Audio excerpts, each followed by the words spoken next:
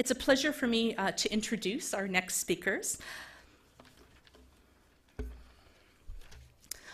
Dr. Timothy Haney is an associate professor of sociology and director of the Center for Community Disaster Research at Mount Royal University. He specializes in the sociology of disaster, environmental sociology, and urban sociology. His research focuses on how families, neighbors, and communities prepare for and recover from disasters such as floods, hurricanes, oil spills, and wildfires. And Dr. Carolyn McDonald-Harker is a sociologist and assistant professor in the Department of Sociology and Anthropology and a faculty affiliate of the center at Mount Royal University. And her research areas include family, parenting and parenthood, children and youth, disaster, trauma, and resilience, and the intersections of gender, race, and social class. And they're here today to share with us some of their recent research initiatives here in Alberta. Thank you very much. Okay, thank you, Julie. I guess I'm going to go first, and thank you all for coming. I came here today afraid that I was going to walk into a room and there'd be 6 people sitting here in sort of an empty room. This is incredible. This is bigger. This is Woodstock compared to the crowds I usually talk to, so this is great. I'm going to talk to you today about the 2013 flood here in southern Alberta and what happened research-wise as a result of the 2013 flood here in southern Alberta, and in particular at Mount Royal University. So I'm going to talk about the Center for Community Disaster Research at MRU and kind of how it came about and how it developed. So when the 2013 flood happened, and you'll hear more about the 2013 flood if you're not terribly familiar later in our talks, it was clear there was a need for collaboration and a space for discussion about disasters, resilience, emergencies, emergency management, all sorts of related issues. And I knew this right away because there's a whole story behind this, but basically my son was born during the 2013 flood, and he was a home birth because of the flood. And immediately afterwards, I was getting calls from media outlets saying, can you do an interview about this? Can you do an interview about that? I was getting calls from people in organizations like Red Cross and AHS saying, what do you know about this? What do you know about that?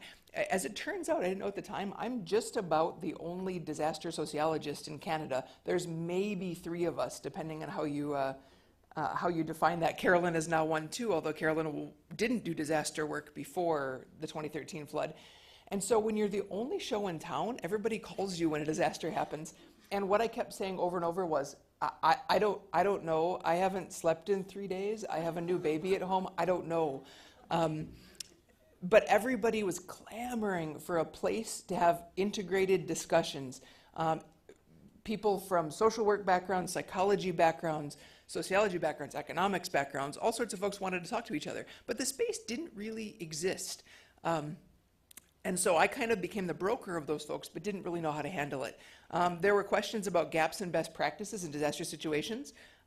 There was a clear need for information in the Canadian context because most disaster research comes out of the US context, and actually the majority of it is very hurricane specific, especially the stuff regarding evacuation and things like that. A lot of it comes out of the Gulf Coast, which doesn't always apply to the kinds of disasters that we have here and across Canada.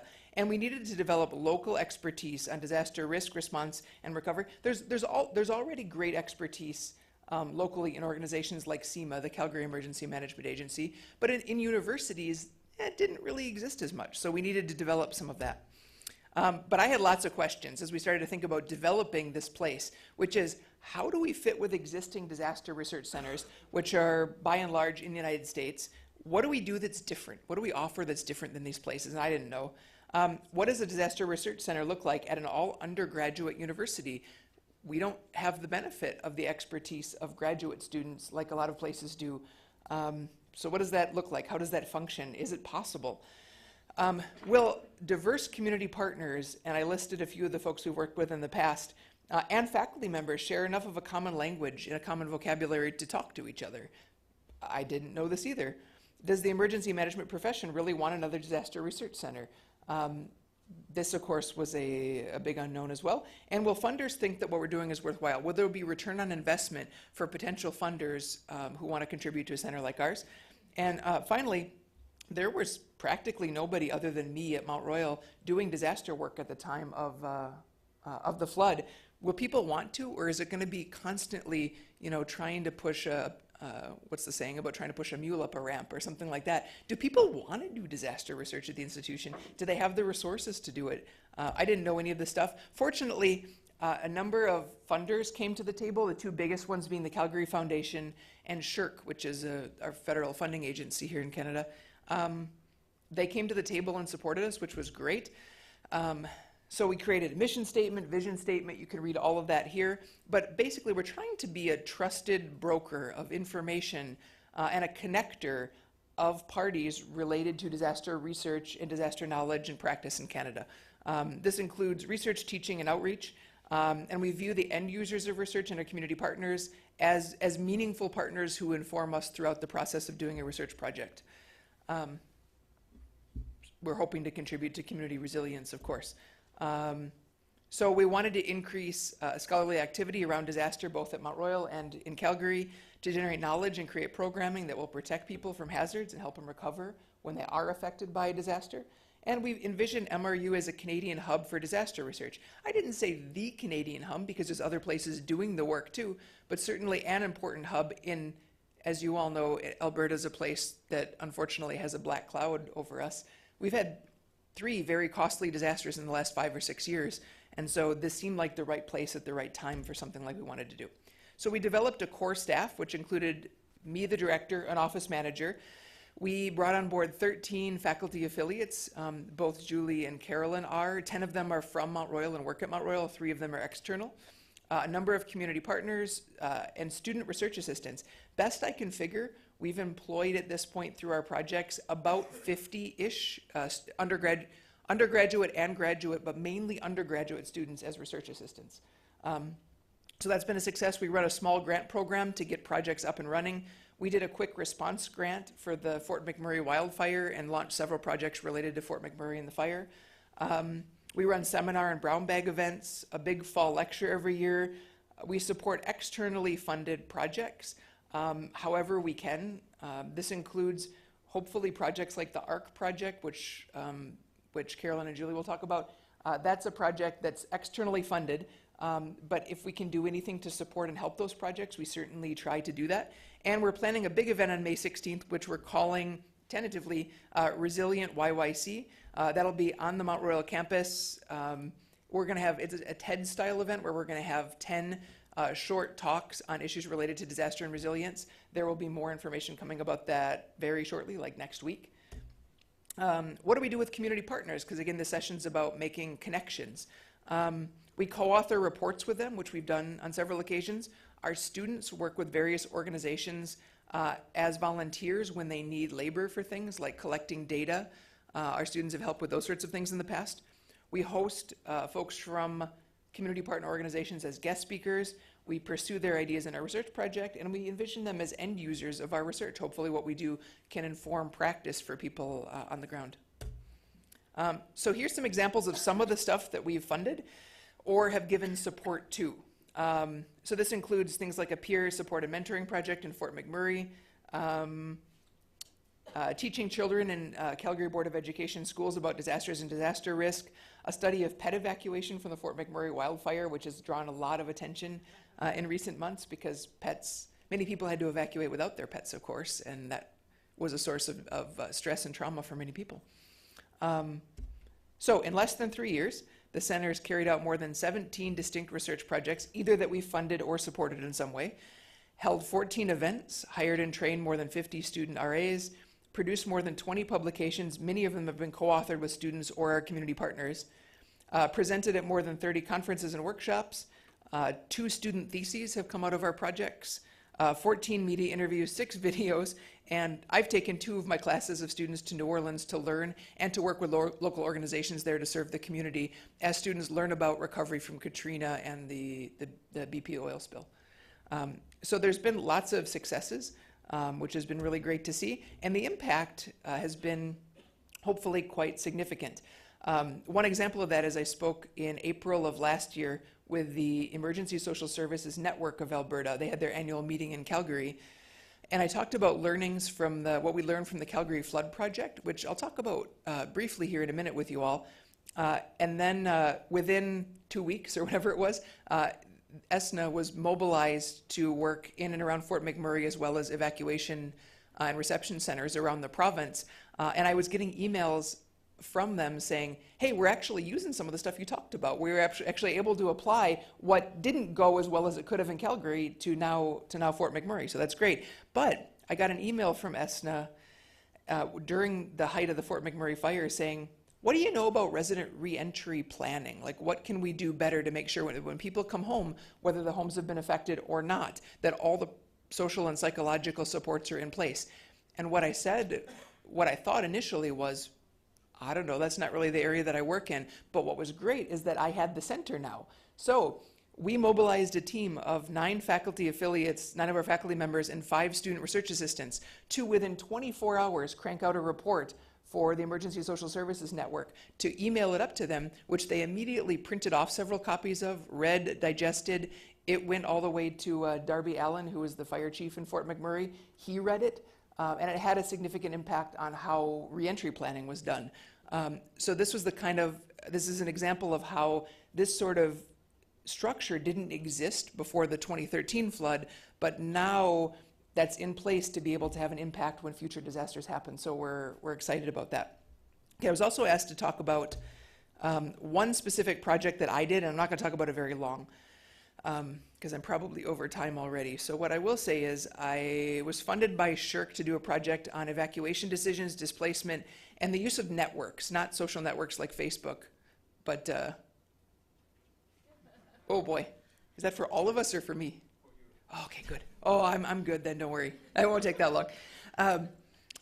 During the 2013 Calgary flood, so how people use their neighbors and friends and family to find places to stay, secure resources, and so on during the 2013 flood and the evacuation. A little bit about the flood. It was the costliest disaster in Canadian history. Damages exceeded $5 billion, as most of y'all know. And it resulted in devastating impacts affecting social, economic, health, and environmental infrastructures.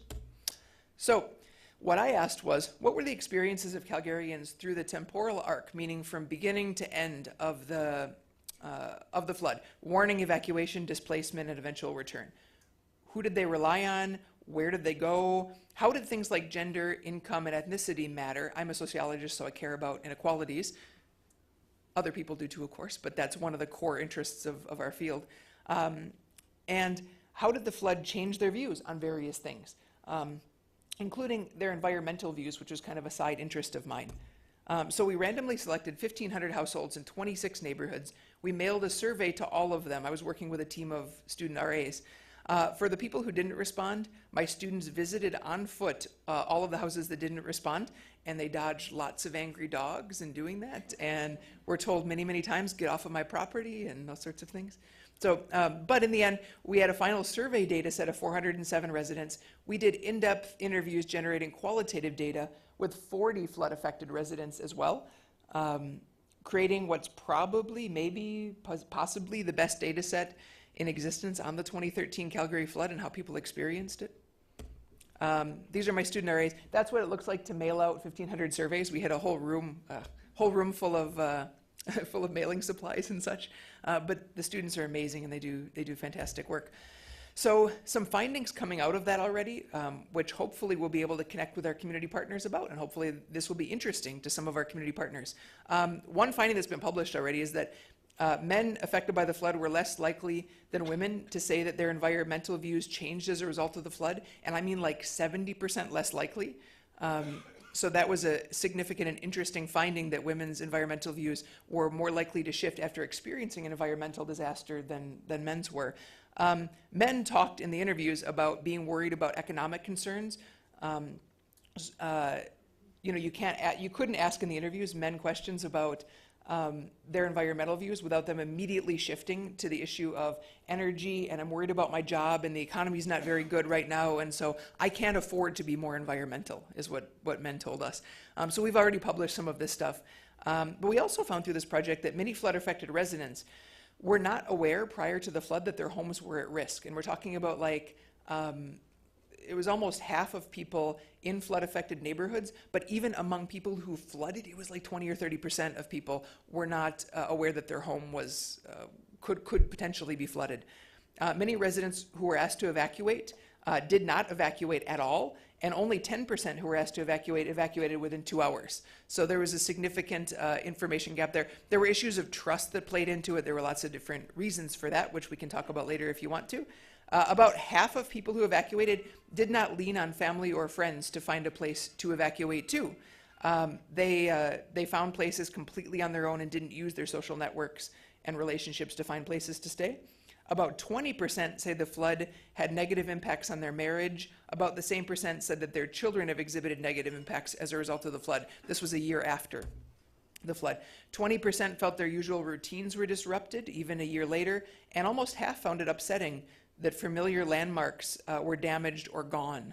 So it's the disruption, what's often called the disruption of their ontological security, or their feelings of safety and stability in their environment were disrupted. Only half who returned see themselves as living in their flood-affected neighborhood after 5 years.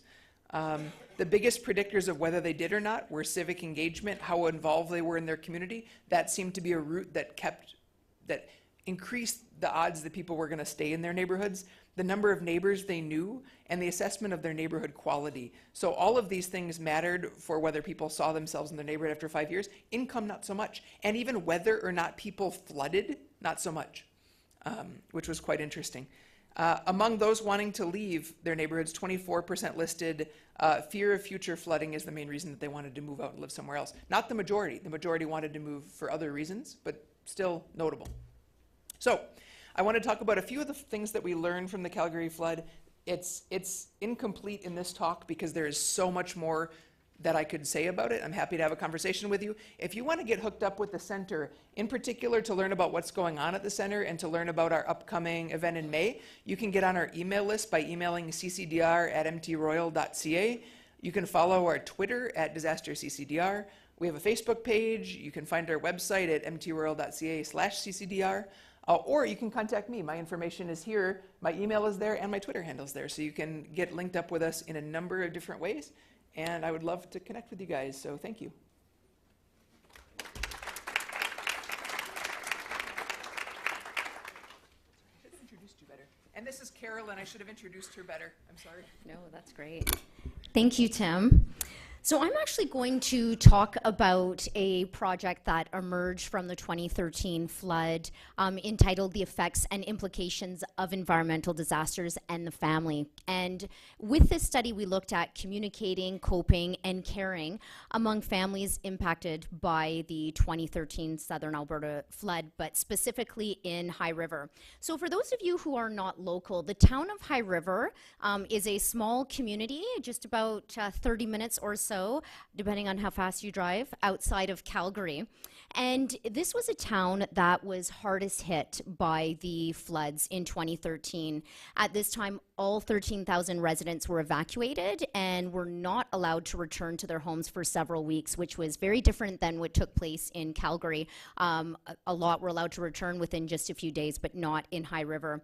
59% of the land was inundated by water.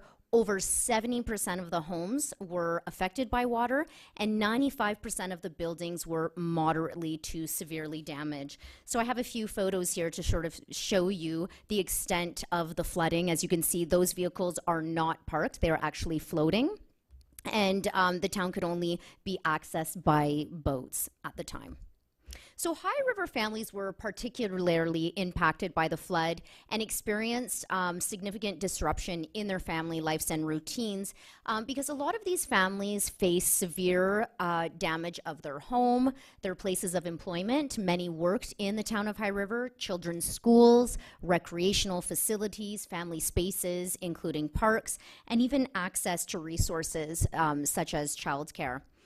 And what we saw in the aftermath of a flood was certainly among several service providers, sort of a sort of loss in terms of not just a physical loss, but a lot of service providers were at a loss with how to deal with the flood. I live sort of just outside of the town of High River, and I remember just a month after the flood had occurred, when, you know, people were starting to re-enter the community and their homes, that many were coming to me saying, well, you do sociology of the family, what can you tell us about floods? And as Tim mentioned, at that time, I had not done any disaster research. And the provincial government had given some funds to Bow Valley College in High River, a local community college, to sort of help the community rebuild and recover. Because even for the province, as well as for Canada, this is something that not many had ever really dealt with, the extent of the disaster. As Tim mentioned, this was at the time the costliest disaster in Canadian history.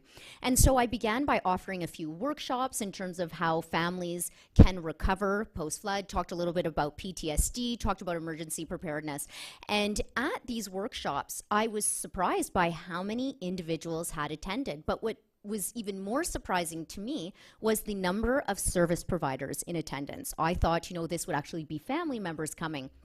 But after the workshops, I would have dozens and dozens of service providers, many of whom were social workers, saying, what can we do? We've not really been trained for this in our line of work, and what can we do to help? And so, you know, I scoured the literature and I would look for what past research had done. And after about a week or so, I finally said, you know what? If we really want to know how we can help families best, then we need to ask them. We need to do research in this area. And so I approached Dr. Haney and said, you do sociology of disaster and I do sociology of family. Do you want to collaborate and do a study on this? And of course his response was yes. And so we applied for and received funds from SHRC to carry out this study. So it's a 3-year study that directly emerged from a need from the community and through collaborations between academics and community service providers and organizations. So certainly this is a project which is still ongoing, that is community situated, collaborative, and action oriented, and certainly brought together a lot of service providers in the area. So we actually started off with only 6 community partners who you know, came to us and wanted to be part of this project because, of course, they wanted to know that information in order to inform their current practices and policies and resources.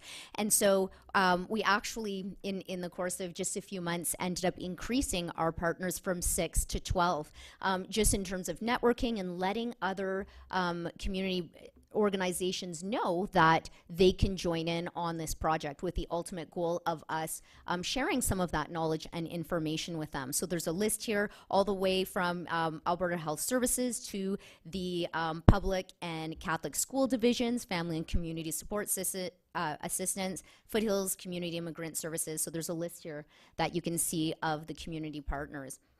So essentially with this project, what we wanted to look at was how family life was altered by the disaster context. And what's really interesting is a lot of research, at least in the sociological area, focuses on specific individuals within the family as opposed to looking at the family as a whole. So it would sort of look at parents, or it would look at children or adolescents. So with this project, we would really wanted to look at the overall family context. We also wanted to look at how experiencing a disaster influences family interactions and relationships, not only with inside the family and the home, but also outside, and also how families manage and function during and after disaster, and how they can best be supported post-disaster. So a few of our research questions, essentially to summarize them: how did the flood impact couple and spousal relationships in the family? How did it impact some of the parent-child relationships? How did it impact the division of paid and unpaid labor within the home, and what that looks like? Because as most of you know, that changes significantly in situations of disaster. How did it impact the family school life, family school dynamic, family school relationships, and what issues, problems, and difficulties the flood either created or heightened or influenced for families post-flood, how immigrant families in specific were impacted, and what were the primary needs of the family post-flood. And so what we decided to do in terms of research methodology was hold 8 separate focus group interviews with a total of 46 participants. And these were conducted with key community service providers in High River. So we had a separate focus group to represent, for example, the school boards and immigration services or Alberta Health Services. And then we also conducted 105 face-to-face interviews with parents who live in High River and who had children under the age of 18 years. And we had initially started off with, the idea of, well, maybe, we'll interview 60 parents, but the response was so tremendous. Many of these parents themselves wanted to share the experiences of their families, not only as a way to sort of contribute to that information gathering, but also in the event that another flood or, as all of you know, the 2016 wildfire would occur. So a lot of them said, we're going through this and it's difficult for us, but if we can sort of share what we've learned and that can have an impact on other families, then we are willing to do that and give of our time. And so the analysis of the focus group data is now completed. Analysis of our face-to-face interviews is still ongoing. And as I mentioned earlier, the purpose of this project was for us to gather this information and be able to provide it to local as well as provincial and even national community service providers who directly work with families. And so, this was a shift that we had to make as academics because, as most of you know, we tend to publish in academic journals that maybe 2 or 3 people in our area may read, but we wanted our impact to be far much more reach a further audience than that. So we started off by putting together a summary report that was 54 pages. And when we, gave that to the community partners on our project, we realized they really don't necessarily want to or have the time to read 54 pages. So that was sort of a learning process for us. And so as a result of that, we also created a research snapshot that is 3 pages. I'll sort of show you what that looks like, which is just much more easily digestible and that can be shared among other service providers. And then, of course, we did a variety of different presentations, community presentations, a few academic presentations, also roundtables with our service providers. We have a Facebook page where we're trying to sort of disseminate some of those research findings, and also a website that can be accessible to the public, as well as any individuals who are interested in accessing these resources. So this is sort of the 3-page research snapshot. I won't go into too many of the details. I can share this with any of you, but essentially what we did was summarize some of those research findings looking at employment, and what we found was the family was significantly impacted when it came to paid and unpaid work, and as we heard earlier this morning, that also women tend to perform the majority of the unpaid labor and even revert to traditional gender roles post-disaster, and we certainly saw that. We saw that in terms of intimate relationships. Many of the couples experienced conflict, largely due to not only the stress of experiencing the flood, but also due to lack of privacy. A lot of them were not able to even return to their homes for months. They were uninhabitable, and they were staying with other individuals, and often had a lack of privacy. In terms of parent-child relationships, we saw that a lot of adolescents in particular were really sort of forced into more adult roles, if you will, and took on a lot of responsibility out of lack of choice, essentially. And a lot of parents felt a little bit of guilt for that, and also felt guilt that, they weren't able to be with their children every single moment because they were trying to remediate and rebuild their homes. Family-school relationships, we certainly saw that the schools stepped up quite a bit and took on not only the role of teacher, but even in many cases the role of parents, and provided a lot of the counseling within the schools. A lot of the schools were not, come September, they were not able to go back to the school, so they were, in recreation centers, that sort of, or buildings like that. In the meantime, really close in gyms, one on top of the other, and so the teachers ended up doing a lot of work outside of the curriculum that they have to present. So there's some other findings there I won't go into too much detail. But now I want to talk about another project that sort of emerged out of some of these collaborations. As Dr. Haney mentioned earlier, the center was created within the same year as this project was launched, and certainly provided a great opportunity for us to collaborate with other individuals on other projects. And I want to talk to speak about one of those projects that is entitled A Peer Support and Mentoring Pilot Project for Community Service Providers and Youth in Fort McMurray, Alberta. And essentially with this project, we're looking at developing collaborative support for community resilience and disaster recovery. And this is a project that both Julie and I and another colleague, Dr. Robin Cox, are involved in. And it's actually a project that is funded by the Center for Community Disaster Research and also involves several of the community partners who are on the other project I just mentioned and are now affiliated with the center. So it allows us to sort of further develop some of those connections that we've made, not only on some projects, but other projects that are existing and future projects. So as most of you know, in 2016, last May 4th, 2016, the Alberta government declared a provincial state of emergency and issued the mandatory evacuation of approximately 80,000 residents in the regional municipality of Wood Buffalo and Fort McMurray. And of course, the wildfires, most of you probably saw it in the media, it caused monumental damage and harm to the province, the city itself, and its surrounding forestry and infrastructure. And it surpassed the cost associated with the 2013 flood and is now the costliest disaster in Canadian history. So here's a few photos here to sort of show you some of the extent of the damage, some residents who are trying to evacuate.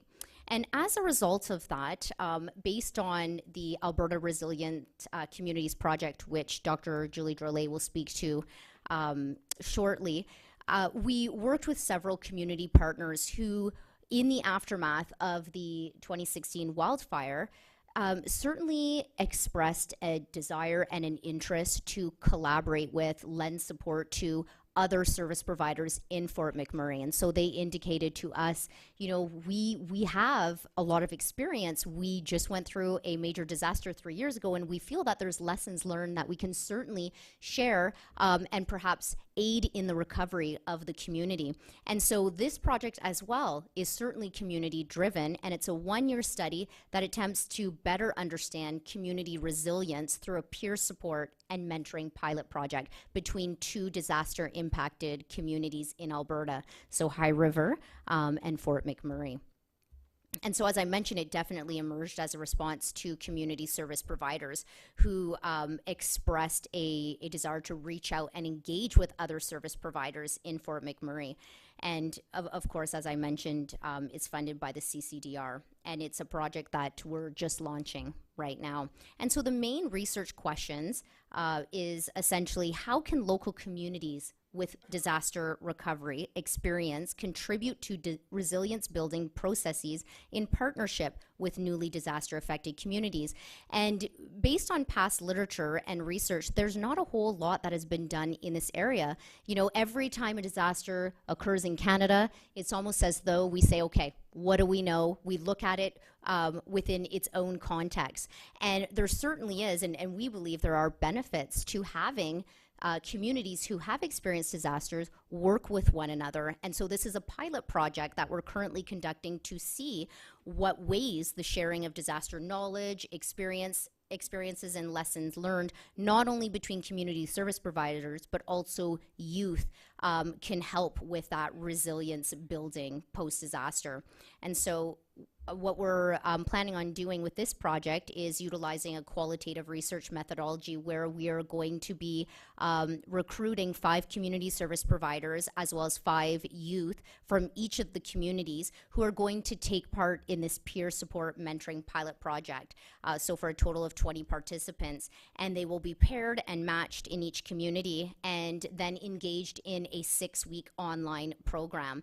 And we're hoping that the findings will be able to provide important and useful information to help not only the resilience building initiatives and recovery within these two communities, even though one was in 2013. We know that rebuilding after a disaster occurs many years after, whether it's 5 to 20, but also the recently impacted community of Fort McMurray. And we're hoping that it contributes to knowledge about the role and the effectiveness of a peer support program. And we don't know what this is going to look like. And we're certainly assessing that within this project, as opposed to, sort of having researchers go off and do their thing and provide their findings. We're hoping that this project can help build knowledge about what connections and peer support and mentorship between individuals who are the ones who are directly impacted by disaster, and whether that is effective or not. So now I'm going to pass it over to Dr. Julie Drolet, who's going to speak about another project that we're working on. So I'd like to share with you some work that we've been engaged in since 2015 called the Alberta Resilient Communities Project. And its focus is on engaging children and youth in community resilience post-flood in southern Alberta. And this project is funded by Alberta Innovates. So as you may know, children and youth are particularly affected by disasters. And I'm sure that many of you as social workers and service providers understand what we're talking about when we say that children and youth experience certain risks or vulnerabilities and various factors that relate to their developmental stage, where they are at their life cycle, and a number of structural vulnerabilities. So we've undertook this 3-year collaborative study to better understand some of the factors that contribute to resiliency among children and youth, while empowering them and the adult allies in their lives and communities to look at enacting resilience building strategies. Our research team brings together an interdisciplinary group from sociology, psychology, and social work, including academic researchers, community partners, a number of government stakeholders, and many service providers. We've organized ourselves into 3 streams of research with a lead in each area. I'm leading the community influencer stream, Carolyn is leading the child focus stream, and Dr. Robin Cox of Royal Roads University is leading the youth focus stream. We have 10 academic partners, 20 community partners, and steering committees made up of service providers and various stakeholders, as well as a youth advisory. So this is quite a large collaborative research initiative. These are some of the questions that are driving our work. How are children and youth included and excluded from processes and practices intended to enable the resilience, mental health, and well-being post-disasters? What are some of the policies that can help promote this? And how can families, schools, and communities best influence and support the mental health, well-being, and resiliency of children and youth post-disaster? I'd now like to share with you some of the work of the community stream. I'm going to be very brief, but here all day to answer any questions. And we also have a website where we're starting to include some of the findings. In your packages, you'll also find some infographics that present some of the preliminary information from our research findings. So the community influencers are service providers who are located in community organizations, social service agencies, nonprofits, immigrant serving agencies, schools, includes social workers, and we're interested in understanding how their work in the delivery of services and programs enhances resilience for children and youth. So to date, we've conducted 37 interviews with a number of participants in flood-affected communities in southern Alberta, and these are some of the 6 themes that we've begun to identify in our preliminary analysis. We see the importance of pre- and post-flood services, that exist in the community both before and after an event, and the importance of long-term recovery. And I think that's a theme we're going to continue to hear more about today, that a lot of resources are put into the short to medium term, maybe 1, 2, sometimes 3 years after an event. But we know that there is a need for ongoing supports. The importance of community connections and relationships, the nature of the social service workplace and how that plays an important role when we think about capacity, self-care, and well-being of the workers themselves who are delivering these services.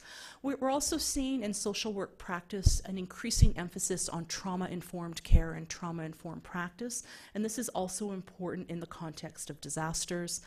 The need for policy and the inclusion of youth voices.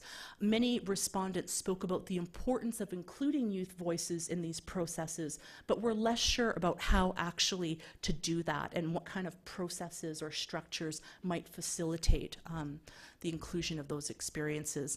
And then finally, the need for rural mental health and wellness. This is an ongoing issue in many rural and smaller communities in Alberta, and certainly is magnified after a disaster event. In January, we organized a paint night activity for children and youth 10 to 16 years of age in collaboration with the Boys and Girls Club in High River. It was an art-informed framework that allowed us to conduct some conversations with youth as they were painting, and we also administered the Child and Youth Resiliency Measure, which is a survey designed here in Canada by a social worker, Dr. Michael Ungar, who leads a resilience research center at Dalhousie University. So looking at, again, a community-based, and in this case, an arts-informed research activity that was also identified by the community to look to increase diversity and voices. Carolyn, would you like to present on some of the findings from the child stream? Thank you.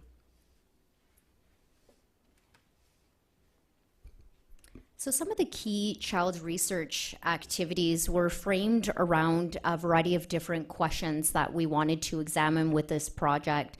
And first, we wanted to look at how children's lives are impacted by the tragedy, the stress, and of course the upheaval of the conditions of disaster. We're also looking at how children demonstrate resilience or lack thereof when they're directly faced with these circumstances of disasters. And we're also looking at what the cumulative internal but also external factors are within their lives that are related to resiliency in situations of disaster. So if you look a lot of the psychological research focuses on the individual themselves when it comes to child resilience. But with this project, we're taking a broader approach, and we're looking at that social context in the life of the child. So we're also looking at the impact of family, school, peers, and community support systems, with the end goal of looking at what resilient strategies can be used to help contribute to the development of child's resilience in disaster situations, and certainly help contribute to increasing their overall adaptation, recovery, and health and well-being. So for this stream, we utilized a mixed methods approach, so a quantitative component that, as Julie mentioned earlier, we're administering the CYRM, and also a qualitative semi-structured component, which consists of semi-structured interviews, 66 open-ended questions to contextualize the CYRM, and that sort of measures the individual and personal skills, peer support, social skills, caregiver relationships, and their overall context, education, community, etc. So far we have interviewed 79 children, as well as 79 parents and legal guardians in southern Alberta for a total sample of 158, and many of the participants are from various areas in southern Alberta. And in terms of some of the emerging themes from our preliminary findings, is that we're noticing that child resilience is due to a variety of factors, and I'll discuss those really quickly. So what we found is that individual child responses and their ability to adapt to a post-flood environment often is related to some of the roles and responsibilities that they have post-flood. And what we found is that there's increased resilience when children have a positive rather than a negative response. So the flood is viewed more or less as an opportunity versus an obstacle, and as something, a learning process, if you will, as opposed to a limitation, and an experience that can provide growth as opposed to a setback.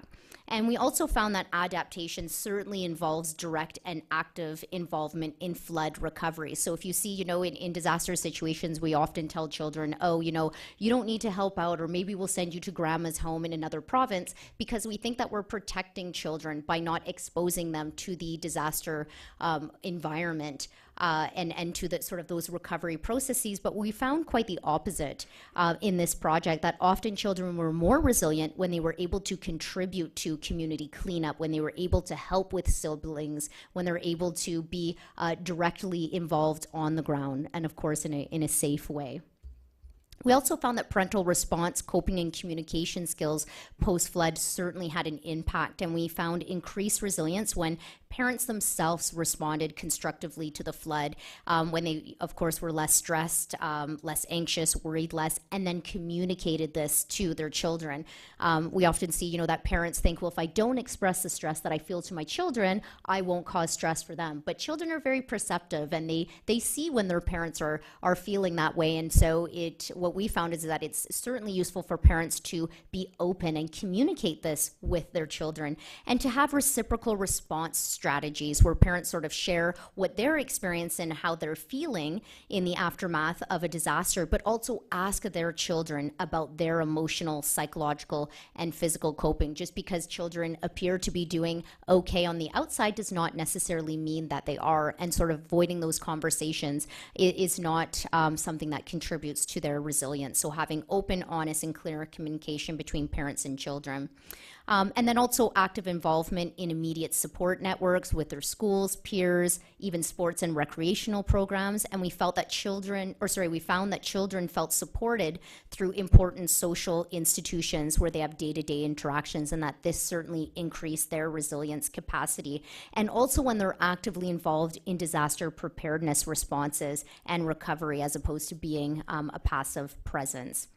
And then finally, we found that a close awareness and ability to make connections between disasters and the environment had an impact on their resilience capacity, and that there was increased resilience when children are able to identify, conceptualize, and link disasters to human environment impacts, so to climate change. So, in the face of a disaster and dealing with the circumstances post-disaster, a lot of children, of course, feel anxiety because it's something they don't have control over. But when they're able to identify something that they can have control over, that increases their resilience. So lots of kids mentioned, contributing to reducing climate change. So trying to recycle more, trying to help out at home, and reduce emissions by perhaps encouraging their family to walk or ride their bikes as opposed to driving. And that certainly helped children have a greater sense of control over their own environment and future risk exposure. Before we complete our presentation, we'd just like to share that we've been successful in obtaining some new funding that's going to look at the health effects of the Alberta wildfire with a focus on pediatric resilience. So this is specific to children and youth. And the funders are CIHR, Alberta Innovates, and the Canadian Red Cross. And we've just recently learned about this within sort of the past 6 weeks or so. And this will be a 2-year study that looks at a number of factors to better understand, again, what contributes to resiliency. We're looking at individual characteristics as well as a number of social and environmental factors. And the team includes a number of psychiatrists who are researchers at the University of Alberta, as well as Carolyn and myself, who will be leading the qualitative component. We also have a number of partners who have joined this team, so we're quite excited to be able to work together across the disciplines to investigate some of these questions. We're using a mixed methods research approach that's a bit complex. It has 5 different phases, and some of them are overlapping, beginning with some quantitative population health data. Phase 2 will be led by Carolyn, where she'll be using the CYRM measure and some open-ended questions, aiming to conduct 100 interviews with children and adolescents. I'll be leading interviews with community service providers who also play a role in fostering community resilience and understanding child and youth resilience. Our 4th phase includes a group-based qualitative approach using applied theater with a playwright from Vancouver who will be coming to Fort McMurray and to Alberta to lead us in some applied theater workshops with children and youth and also with community members. And then lastly, focus group interviews with community members to see what their perspectives are on the preliminary data before we start to circulate that more widely. So I'd like to thank you very much for listening to the presentations this morning. We do have a couple of minutes for questions, so perhaps I could open that up now if anyone has any questions or comments up here at the front.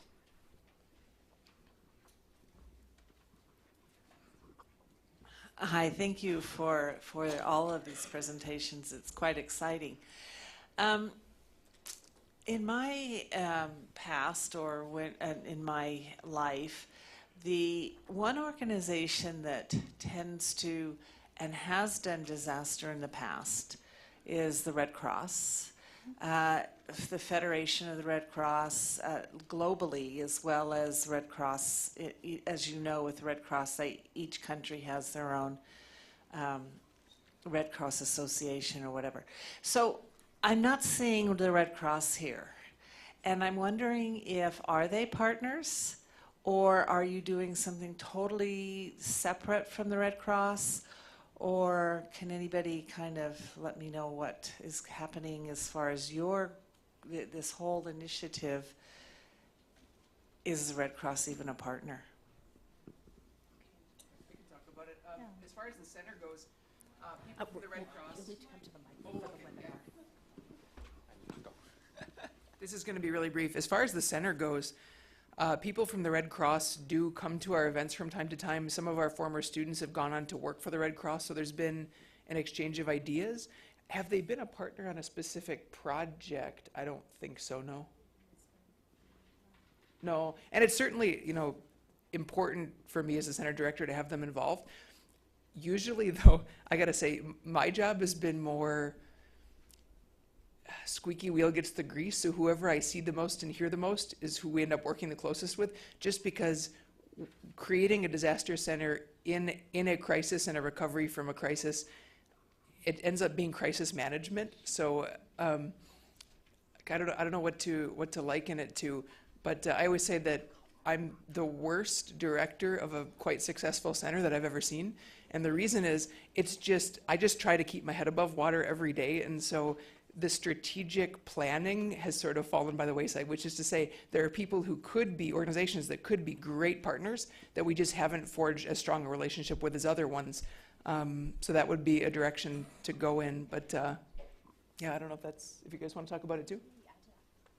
I think as we spoke about, a lot of these projects were based on individuals, community organizations who have approached us, and that's perhaps not necessarily something that has happened yet from the Red Cross, other than being a funder on one of our recent projects. Having said that, I think that a lot of the work that we do, because it is academic in nature, even though we're disseminating those findings, our intention is to definitely emphasize the dissemination of those findings within organizations that can actually use them, that perhaps some of our areas don't cross over as much, where they may deal with issues like emergency management and evacuation and the gathering of funds and then the disseminating of funds. And I think that's perhaps why they're not often at the table, but not to say that they're not important resources and organizations that could benefit from our findings. And that's why we try to make them as public as possible with social media sites as well as websites, and then providing directly to community organizations reports and summaries of our findings.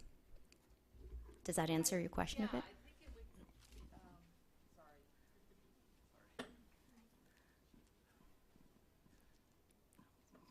I think it would be really important. The Red Cross internationally has prepared. They have so much information, and they've done all this internationally, and it feels like you could be at risk of reinventing the wheel, so to speak. I would encourage you to.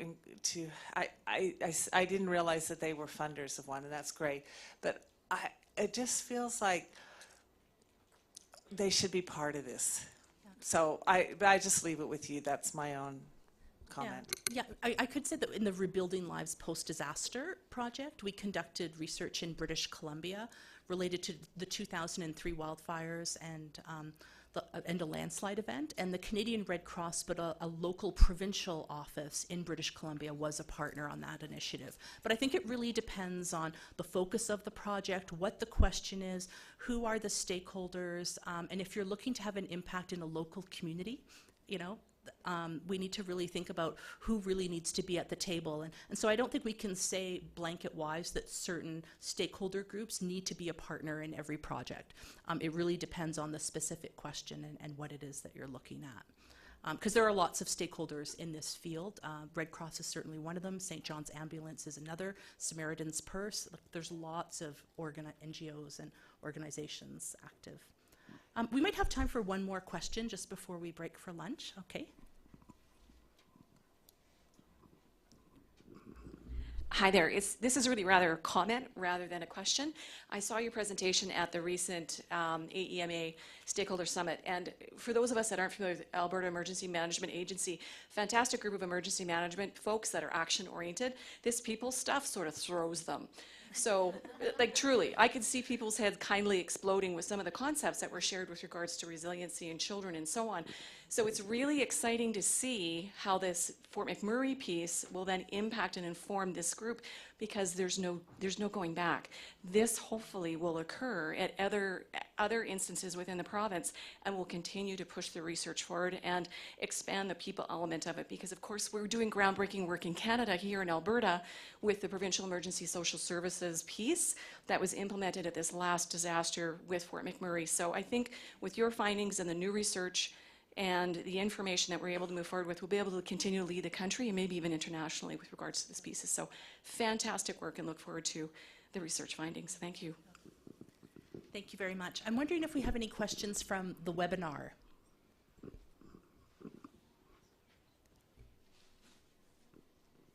Oh, it's loading. Okay. Well, maybe what I could do is thank the webinar participants for joining our morning session. We are going to be concluding the webinar now. So thank you very much for connecting with us. And the webinar is recorded, and the recordings will be made available on our websites, and also the PowerPoint slides that you've seen this morning. If you're interested in getting copies of those will also be made available. We're now going to break for an hour for lunch. So please come back for 1 o'clock, and our afternoon is going to be quite interactive with e-prep session and starting to talk about building a network. I'd also like to invite our morning speakers to come up, please, because we'd like to thank you, and invite Haure and to come up so that we can thank our speakers, and we'd also like to gather for a photograph. So thank you all very much. I know it was a lot of listening. We will be moving more this afternoon, and look forward to connecting further with you over lunch and during the breaks.